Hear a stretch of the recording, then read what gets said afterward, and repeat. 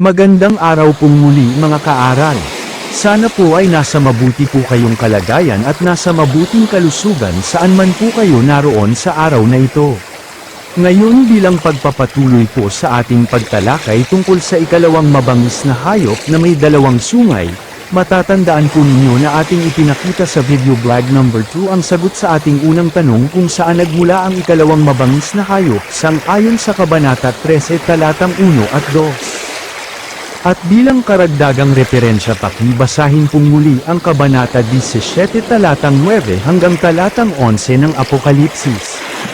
Hindi ko na po muna pahahabain ang aking sagot sa tanong numero 1. Ngunit kung kinakailangan po ninyo ng karagdagang detalye at paliwanag mag-message lang po kayo. Talakayin naman po natin ngayon ang ikalawang tanong. Ano ang inilalarawan ng dalawang sungay ng mabangis na hayop? At upang masagot po natin ito, kailangan po nating balikan ang hula o pangitain sa aklat ni Daniel. Bago po bumagsak ang Babilonya noong 539 BCE, ipinakita sa Judeong propetang si Daniel ang mga pangitain hinggil sa mababangis na hayop noong kanyang panahon. Inilarawan po sa Daniel Kabanata 7 talatang 2 hanggang 8 ang apat na hayop na umaahon mula sa dagat. Ang una ay katulad ng isang leon, ang pangalawa ng isang oso, ang ikatlo ng isang leopardo, at hayun. Ang ikaapat na hayop, nakatatakot at kahila-hilakbot at may di pangkaraniwang lakas, at iyon ay may 10 sungay. Kapansin-pansin ang pagkakatulad nito sa mabangis na hayop na nakita ng may edad ng si Juan noong mga taong 96 CE. Sa aklat ng Apokalipsis habang siya ay nakakulong sa Patmos. Ang hayop na iyon ay may mga katangian din ng isang leon, isang oso, at isang leopardo, at ito ay mayroon ding 10 sungay. Ano ang pagkakakilanlan ng ubod-laking mga hayop na nakita ni Daniel? Sinasabi niya sa atin, ang ubod-laking mga hayop na ito ay 4 na hari na tatayo mula sa lupa, sang-ayon po sa Daniel Kabanata 7 talatang 17. Opo, ang mga hayop na iyon ay kumakatawan sa mga hari o politikal na mga kapangyarihan sa lupa. Sa Daniel Kabanata 8 talatang 3 hanggang talatang 8 nakakita siya ng pangitain tungkol sa mga sungay ng mga hayop. Ang pangitain ito ay ipinaliwanag po ng anghel na si Gabriel na ating mababasa sa Daniel Kabanata 8 talatang 20 hanggang 21. Ipinakita rin po niya na ang sungay ay sumasagisag sa mga hari o bilang tagapamahala ng isang bansa. Maganda pong sama-sama po nating panoorin ang video sa pangitain ni Daniel sa Kabanata 7. I was watching in my visions during the night, and look, the 4 winds of the heavens were stirring up the vast sea, and 4 huge beasts came out of the sea, each different from the others. The first one was like a lion, and it had the wings of an eagle.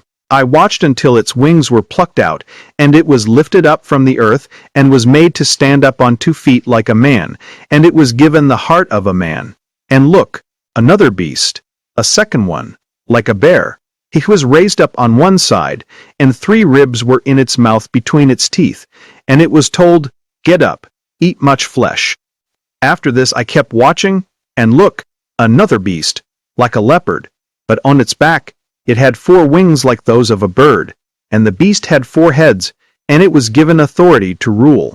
After this I kept watching in the visions of the night, and I saw a 4th beast, fearsome and terrifying, and unusually strong, and it had large iron teeth. It was devouring and crushing, and what was left it trampled down with its feet. It was different from all the other beasts that were prior to it, and it had 10 horns. While I considered the horns, look, another horn, a small one, came up among them, and 3 of the first horns were plucked up from before it. And look, there were eyes like human eyes in this horn, and there was a mouth speaking arrogantly. These huge beasts, 4 in number, are 4 kings who will stand up from the earth. Ano po ang ipinakikita sa atin ng pangitain ito ni Daniel Kabanata 7? Sinabi po niya na, ang ubod-laking mga hayop na ito ay 4 na hari na tatayo mula sa lupa at, ang mga hayop na iyon ay kumakatawan sa mga hari, o politikal na mga kapangyarihan. At para po malinawan natin maigi kung ano ang sinisimbolo ng mga sungay, kailangan pa po nating talakayin ang kanyang pangitain sa Kabanata 8. Para po makilala natin ang apat na hari o bansa na tinukoy sa panaginip ni Haring Nabucodonosor na nireveal ng Diyos kay Propetang si Daniel. Kaya inaanyayahan ko po kayong muli na sundan ang ating pagtalakay sa susunod na video mula sa mga hula ng Biblia sa Kabanata 8. At inaasahan ko rin po na naibigan ninyo ang mga paliwanag at pagtalakay natin sa ating paksa. At hahanapan ko rin po ng pinakamagandang paraan upang mas madali ninyong maunawaan ang ating mga video. Maraming salamat pong muli. See you at our next video. Bye-bye.